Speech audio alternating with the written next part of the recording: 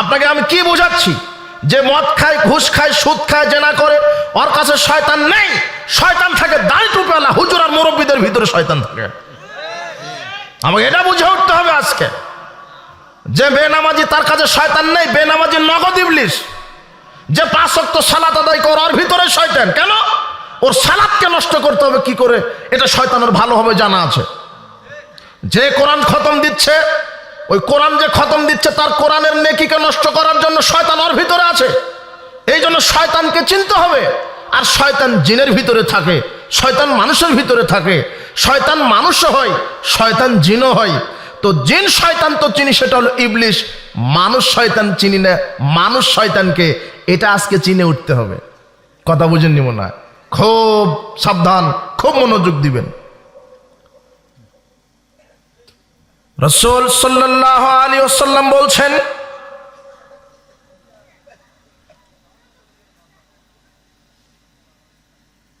শয়তান তার নিজ নিজ পথের দিকে ডাকছে। এক একটা আঁকা বাঁকা রাস্তায় শয়তান বসে আছে। আর যত আঁকা বাঁকা রাস্তা সবই হলো ইসলামের নামে তৈরি করা। আল্লাহ সুবহানাহু ওয়া তাআলা বলছেন, ইন্নাদ দীন ইনদাল্লাহিল ইসলাম, আমার পক্ষ থেকে মনোনীত দিন ইসলাম। আমার আল্লাহ বলছেন, ওয়া মা ইয়াবতাগি গায়রাল ইসলামি দীনান ফালা ইউকবালা মিনহু ওয়া হুয়া ফিল আখিরাতি মিনাল খাসিরিন। আল্লাহ বলছেন, আমার পক্ষ থেকে মনোনীত দিন ইসলাম, এটা ঠিক। আমার ইসলাম ব্যতীত কেউ যদি অন্য ধর্ম মানে তাকে আমি জাহান্নামে দিব, এ কথাও ঠিক। আবার আল্লাহ বলছেন, ইসলাম তো ঠিক আছে, কিন্তু এক শ্রেণীর মানুষ আমার ইসলামকেই খণ্ড বিখণ্ড করে ভাগ করে দিবে, ইসলামকেই দলে দলে ভাগ করে দিবে। ইসলামের নামে অনেক দল তরিকা শাখা প্রশাখা গজাবে, কিন্তু একটা শাখা, একটা দল, একটা রাস্তা হবে সিরাতে মুস্তাকিম। এছাড়া বাকি সব ইসলামের নামে যত দল হবে, সব দলের রাস্তাতে কারা দাঁড়িয়ে আছে? শয়তান। একথা আল্লাহ বলছেন। শয়তান দাঁড়িয়ে আছে, শয়তান তাদের দিকে ডাকছে।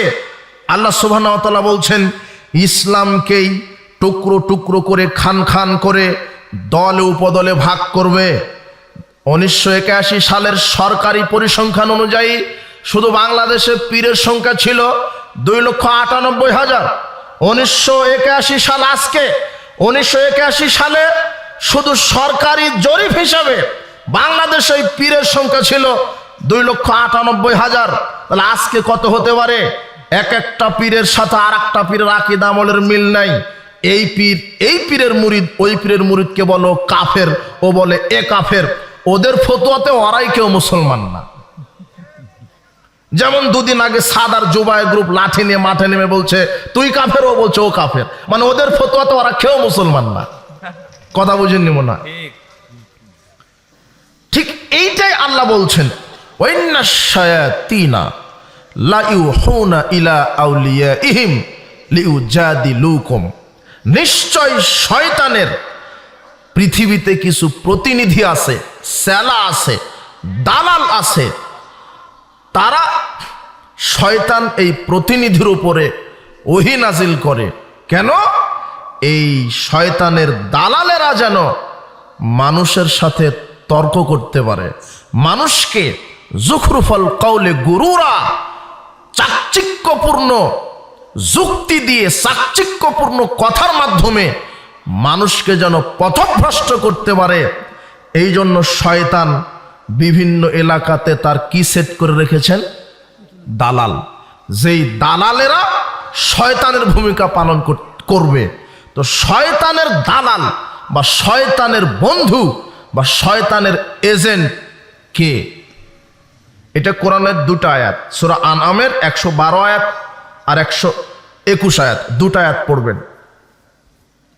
এরপরে এই শয়তানের দালাল বা সেহলা কারা? এবারে হাদিস পড়তে হবে, না হলে বুঝতে পারবেন না। দেখেন, হুযায়ফা ইবনুল ইয়ামান রাদিয়াল্লাহু আনহু বলছেন, রাসূল সাল্লাল্লাহু আলাইহি ওয়াসাল্লাম বলেছেন, না আগে আব্দুল্লাহ ইবনে মাসউদের হাদিসটা পড়ি। আব্দুল্লাহ ইবনে মাসউদ রাদিয়াল্লাহু আনহু বলছেন, খাত্তালানা রাসূলুল্লাহ সাল্লাল্লাহু আলাইহি ওয়াসাল্লাম খাত্তান, মুসনাদ আহমদের 4131 নম্বর হাদিস। রাসূল সাল্লাল্লাহু আলাইহি ওয়াসাল্লাম একদা সাহাবীদের সামনে একটা সোজা রেখা টানলেন। ক্বালা হাযা সাবিলুল্লাহ, এরপরে বললেন এটা হলো আল্লাহর রাস্তা। সুম্মা খাত্তা খুতুতান আন ইয়ামিনিহি ওয়া আন শিমালিহি, এরপরে রাসূল সাল্লাল্লাহু আলাইহি ওয়াসাল্লাম ডানে বামে অনেক আঁকা বাঁকা রেখা টানলেন। টেনে বলছেন হাদি সুবুলুন আলা কুল্লি সাবিলিন মিনহা শয়তান, এগুলিও এক একটা রাস্তা, এগুলো এক একটা পথ, এগুলো এক একটা রাস্তা। এই যে সাহাবীগণ শোনো, তোমরা যে আঁকা বাঁকা এত রাস্তা দেখছো, এগুলিও রাস্তা, এগুলিও পথ। আলা কুল্লি সাবিলিন মিনহা শয়তান, এক একটা রাস্তাতে বসে আছে শয়তান। কে বসে আছে? শয়তান। তো এই যে এক একটা আঁকা বাঁকা পথে, যত আঁকা বাঁকা রাস্তা, সব পথে এক একটা কে বসে আছে? শয়তান। তো এই শয়তান কোন শয়তান? খুব মনোযোগ দিবেন, এটা রাসূল সাল্লাল্লাহু আলাইহি ওয়াসাল্লাম বলছেন। প্রত্যেকটা আঁকা বাঁকা রাস্তায় বসে আছে শয়তান। আল্লাহ বলছেন মানুষের শত্রু হবে দুনিয়াতে মানুষের মধ্য থেকে কিছু শয়তান, জিনদের মধ্য থেকে কিছু শয়তান। তার মানে জিন শয়তান আছে, মানুষ শয়তান আছে। রাসূল সাল্লাল্লাহু আলাইহি ওয়াসাল্লাম বলছেন যে প্রত্যেকটা আঁকা বাঁকা রাস্তায় এক একটা শয়তান বসে আছে। ইয়াদউ ইলাইহি, সে তার দিকে ডাকছে। কত আঁকা বাঁকা পথ, কত আঁকা বাঁকা পথ।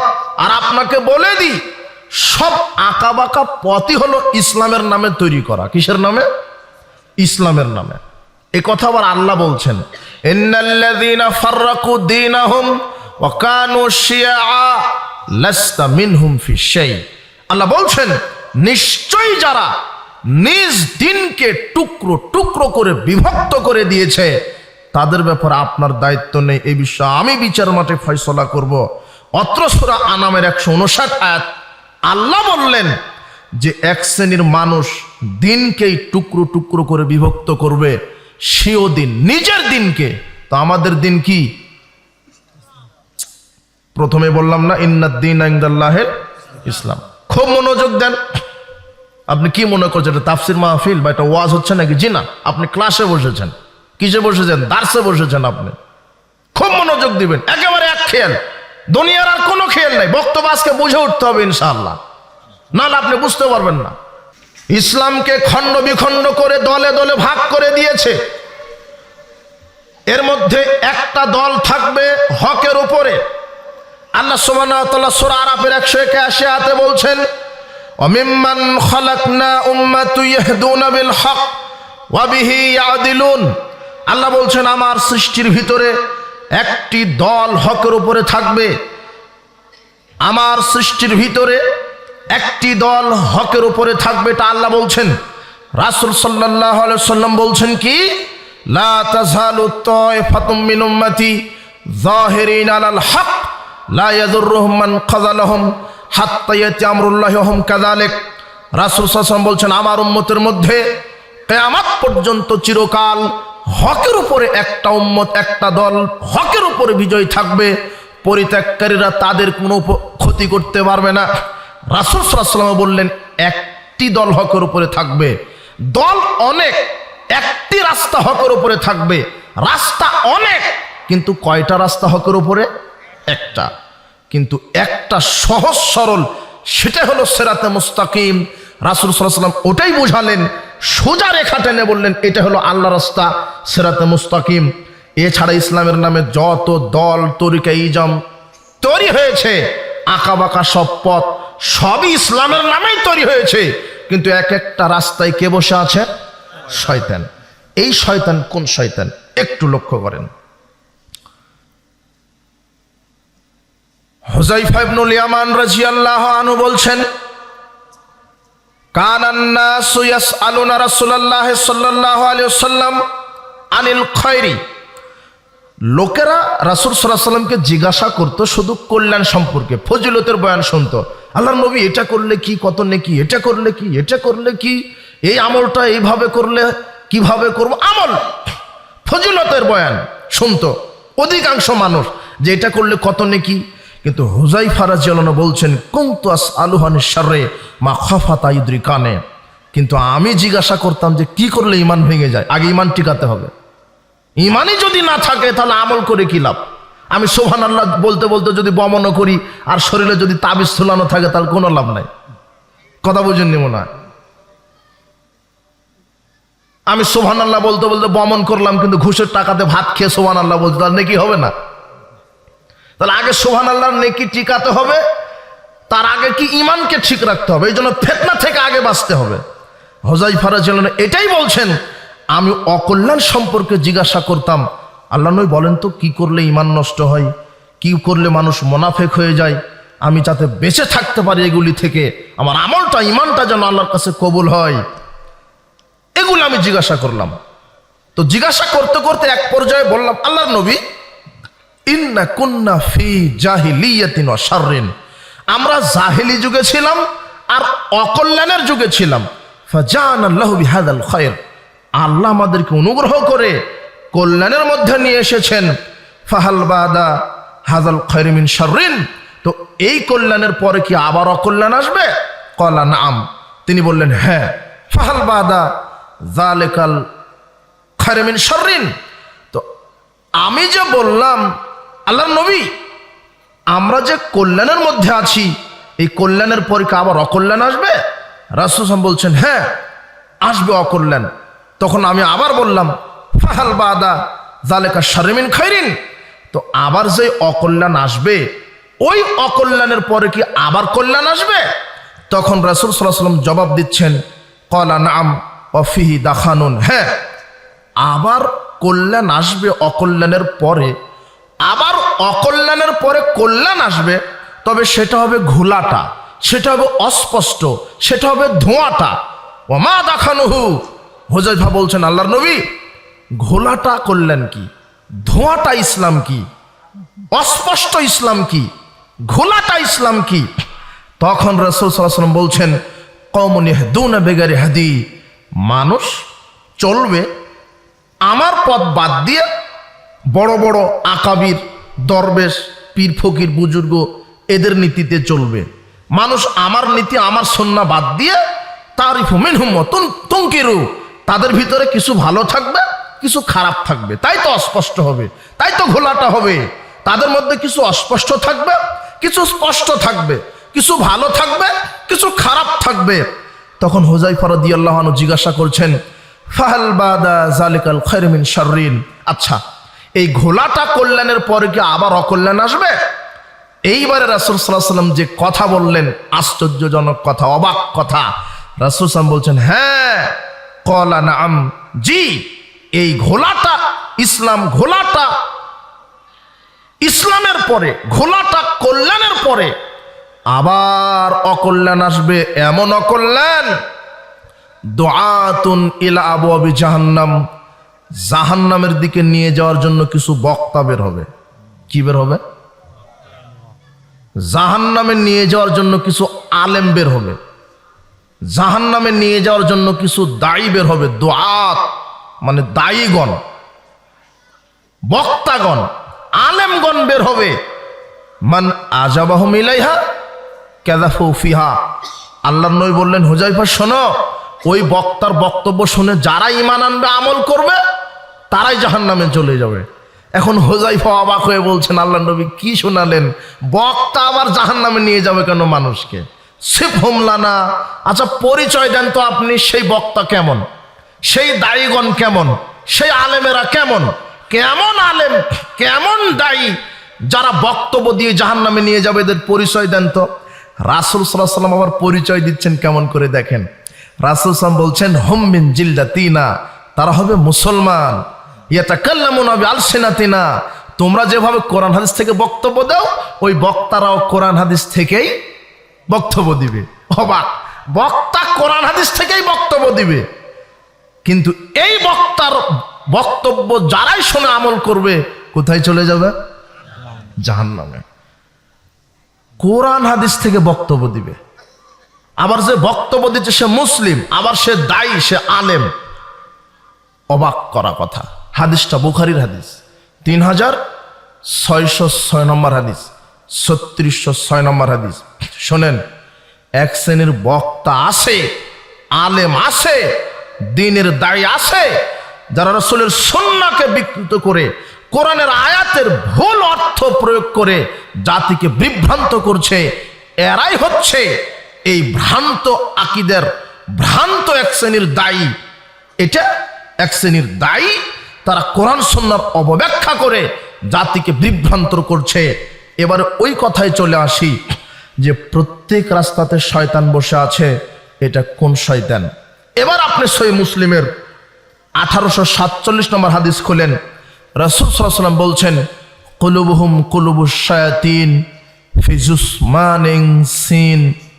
শোনো সাহাবীগণ, অচিরেই কিছু ইমাম, কিছু দায়ী, কিছু আলেম, কিছু বক্তা সমাজে বের হবে, যাদের দেখতে মনে হবে যে বড় একজন মাপের আলেম, যাদের দেখতে মনে হবে খুব পরহেজগার, যাদের দেখতে একেবারে বড় আলেম মনে হবে, দেখতে তার চেহারা শুরুতে একেবারে মানুষ, কিন্তু এদের অন্তর হবে শয়তানের। কিসের?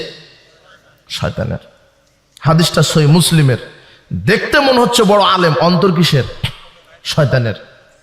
এখন এই যে প্রত্যেকটা আঁকা বাঁকা পথে যে শয়তান বসে আছে, এটা হলো মানুষ শয়তান, তার আর একটা নাম হলো আলেম রূপী শয়তান। কি রূপী শয়তান? আলেম শয়তান। কিছু পৃথিবীতে আছে, এরাই হচ্ছে শয়তানের দালাল, শয়তানের এজেন্ট। শয়তান এদেরকে যেভাবে আয়াত আর হাদিস বোঝাতে বলে, ওইভাবেই এরা তাদের অনুসারীদেরকে ওই হাদিসটা বোঝায়, ওই আয়াতটা ওইভাবে বিকৃত অর্থ করে বোঝায়, বিকৃত তাফসির করে, রাসূল সাল্লাল্লাহু আলাইহি ওয়াসাল্লামের সুন্নাহগুলিকে বিকৃত করে বাপদাদার দোহাই দিয়ে। আশ্চর্য কথা, আলেম মানুষ, যেটা তার দলের স্বার্থে ব্যাঘাত ঘটছে, যে হাদিসটা নগদ বলছে এই হাদিসটা মানসুখ হয়ে গেছে। কি হয়ে গেছে? মানসুখ। হাদিস আছে ঠিক আছে, বুখারীতে আছে, কিন্তু হাদিসটা কি হয়ে গেছে? মানসুখ, রহিত হয়ে গেছে। হ্যাঁ, এই যে রহিত হয়ে গেছে, হাদিসটা রহিত হয়ে গেছে। আচ্ছা, ভুল একটা ব্যাখ্যা দিয়ে দিল, হাদিস রহিত হয়ে গেছে। অথবা রাসূল সাল্লাল্লাহু আলাইহি ওয়াসাল্লাম আগে করতেন, পরে ছেড়ে দিয়েছেন, এখন আর করা যাবে না। আশ্চর্য কথা, শুধু রাফাল আয়াদান বন্ধ করার জন্য এদেশের শয়তানের দালালেরা বলছে যে রাসূল সাল্লাল্লাহু আলাইহি ওয়াসাল্লাম সাহাবীদেরকে রাফাল আয়াদান করায় নিয়েছে কেন? ওই বগলে মূর্তি রেখে সালাত আদায় করতো সাহাবারা, তাই তিনি রাফাল আয়াদান করতে বলেছেন প্রথমে, পরে আর করেননি, ছেড়ে দিয়েছেন। অথচ বগলে যে মূর্তি নিয়ে সালাত আদায় করেছে, এটা কোনো কোরআনের আয়াতও নয়, কোনো হাদিস দ্বারাও প্রমাণিত নয়। রাওয়াহু শয়তান, এটা হলো শয়তানের বর্ণনা। আর এই শয়তান কোন শয়তান? ইবলিস না। কোন শয়তান? মানুষ শয়তান। আর মানুষ শয়তান মানে আলেম রূপী ভ্রান্ত শয়তানেরা, যারা মানুষকে কোরআন সুন্নাহর ভুল ব্যাখ্যা দিয়ে, এভাবে প্রত্যেকটা আমলের ভুল ব্যাখ্যা দিয়ে দিয়ে মানুষকে, মানুষের ভিতরে সঠিক আমলকে বাদ দিয়ে ভ্রান্ত বেদাতে আমল চালু করেছে।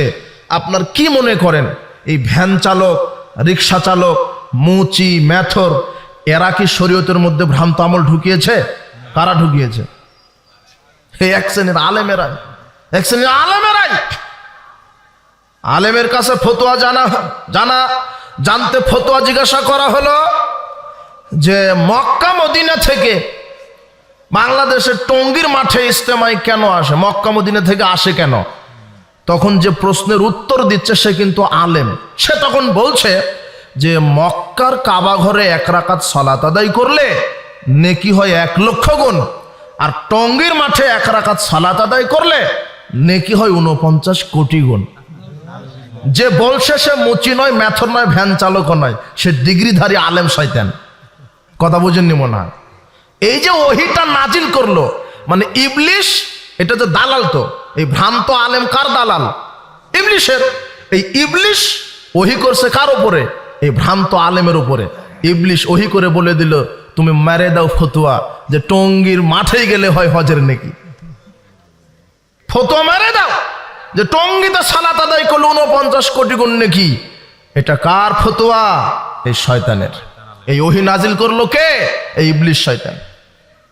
এইভাবে শরীয়তে ইসলামের মধ্যে অনেক ভ্রান্ত আমল শয়তান ঢুকিয়ে দিয়েছে। যে আমলের যত ফজিলত বেশি, সেই আমলের ভিতরে শয়তান আমল ঢুকিয়েছে বেশি। অজু এমন একটা গুরুত্বপূর্ণ ইবাদত, অজু করলে পাপ ঝরে যায়। রাসূল সাল্লাল্লাহু আলাইহি ওয়াসাল্লাম বলছেন, যে ব্যক্তি হাত ধুলো হাতের পাপ ঝরে যায়, পা ধুলে পায়ের পাপ ঝরে যায়, মাথা মাসা করলে মাথার পাপ ঝরে যায় পানির সাথে অথবা পানির শেষ। বলছে অজু করার পরে যদি কেউ সূরা কদর একবার পাঠ করে সিদ্দিকদের সাথে বিচার মাঠে থাকবে, 2 বার পাঠ করলে শহীদদের সাথে থাকবে, 3 বার পাঠ করলে নবীদের সাথে থাকবে। অথচ এটা মিথ্যা কথা, জাল কথা। কিন্তু রাসূল সাল্লাল্লাহু আলাইহি ওয়াসাল্লাম কি বলেছেন? রাসূল সাল্লাল্লাহু আলাইহি ওয়াসাল্লাম বলছেন, তিরমিজির 55 নম্বর হাদিস, মান তাওয়াদ্দা ফাহসানাল উযওয়া, যে ব্যক্তি অজু করলো, সুন্দর করে অজু করলো, সুম্মা ক্বাল, এরপরে বলল, আশহাদু আল্লা ইলাহা ইল্লাল্লাহু ওয়াহদাহু লা শারীকা লাহু ওয়া আশহাদু আন্না মুহাম্মাদান আবদুহু ওয়া রাসূলুহু আল্লাহুম্মা ইজআলনি মিনাত তাওয়াবিন ওয়াজআলনি মিনাল মুতাতাহহিরিন। এই দোয়াটা যে অজু করার পরে বলবে, ফুতিহাত লাহু আবওয়াবুল জান্নাতি সামানিয়া ইয়াদখুলু মিন আইহা শা।